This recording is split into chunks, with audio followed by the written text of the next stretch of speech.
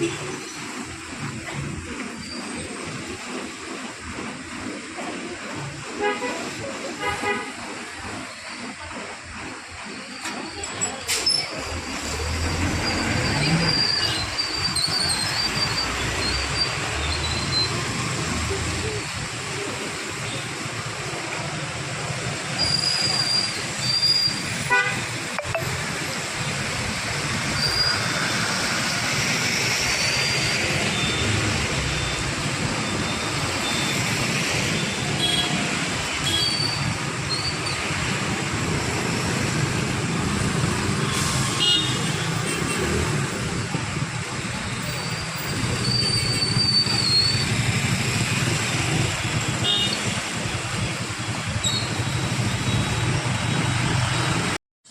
കൂട്ടുകാരെ, ഞാനിപ്പോൾ നിൽക്കുന്നത് വെട്ടത്തുകോലയിലാണ്.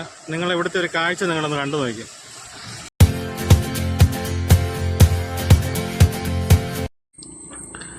നിങ്ങളീ കാണുന്ന റോഡിലെ കുഴികൾ വെട്ടത്തുകവലയുടെ നടുഭാഗത്തുള്ളതാണ്. ജലജീവൻ മിഷൻ്റെ പൈപ്പിൻ്റെ പണി നടന്നപ്പോഴത്തേനാണ് ഇവിടം വെട്ടിപ്പൊളിച്ചത്. ഇപ്പം 2 മാസം കഴിഞ്ഞ് ഇതേപോലെ കിടക്കാൻ തുടങ്ങിയിട്ട്. ആദ്യം ചെറിയ കുഴിയായിരുന്നു, ഇതങ്ങ് വലുതായി. BMBC നിലവാരത്തിൽ പണിത കോട്ടയം കറുകച്ചാൽ റോഡ്, അതുപോലെ കോട്ടയം മീനടം റോഡ്, അത് സംഗമിക്കുന്ന സ്ഥലമാണ് വെട്ടത്തുകോല. ഇവിടെ നിരവധി അപകടങ്ങൾ ധാരാളം ഉണ്ടായിട്ടുണ്ടെങ്കിലും ഈ അടുത്ത കാലത്താണ് ഇതുപോലെ റോഡ് വളരെ മോശമായിട്ട് കിടക്കുന്നത്.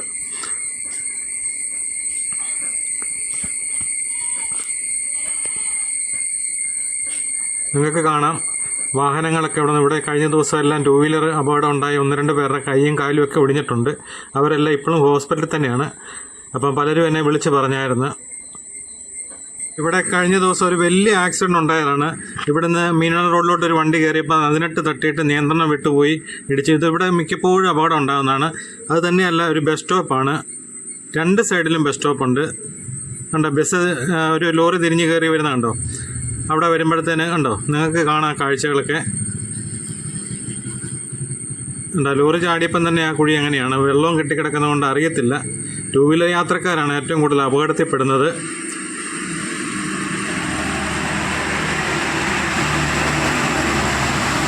അതുകൊണ്ട് ജലജീവൻ മിഷനുമായിട്ട് ബന്ധപ്പെട്ട അധികാരികൾ എത്രയും പെട്ടെന്ന് ഇവിടുത്തെ ഈ കുഴികളടച്ച് അപകടം ഒഴിവാക്കണം.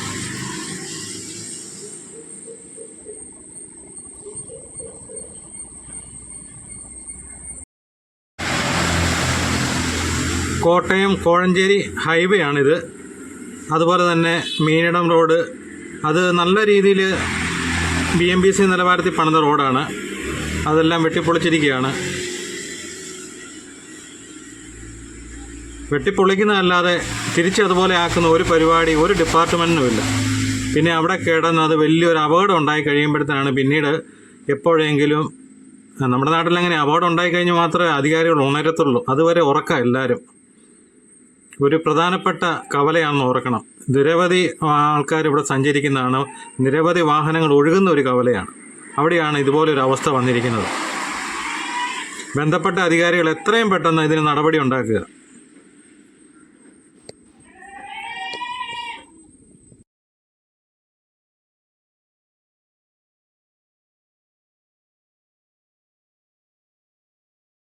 അതുപോലെ റോഡിൽ എന്നാ തിരക്കാണെങ്കിൽ പോലും ബസ്സുകാരൊന്നും സ്വല്പം പോലും അങ്ങോട്ടും ഇങ്ങോട്ടും മാറ്റി നിർത്തത്തില്ല. കണ്ടോ, ഒരു ബസ് ആളെ ഇറക്കാൻ നിർത്തിയപ്പോഴത്തേന് കണ്ടോ എന്തുമാത്രം വാഹനങ്ങളാണ് കുരുങ്ങി കിടക്കുന്നുണ്ടോ.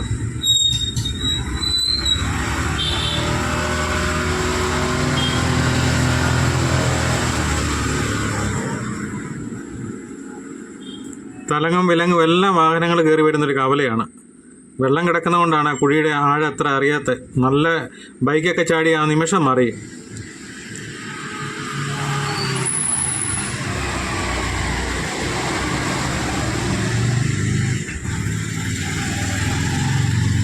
മിക്കവരും ജീവൻ പണയം വെച്ചൊക്കെ തന്നെ ഇതിലാണ് സഞ്ചരിക്കുന്നത്. കണ്ടോ, ആ ബൈക്ക് മുന്നോട്ടെടുക്കാൻ മേലാതെ ഉണ്ടോ, അവിടെ നിന്നെല്ലാം വണ്ടി കയറി വന്നുകൊണ്ടിരിക്കുക. കണ്ടോ.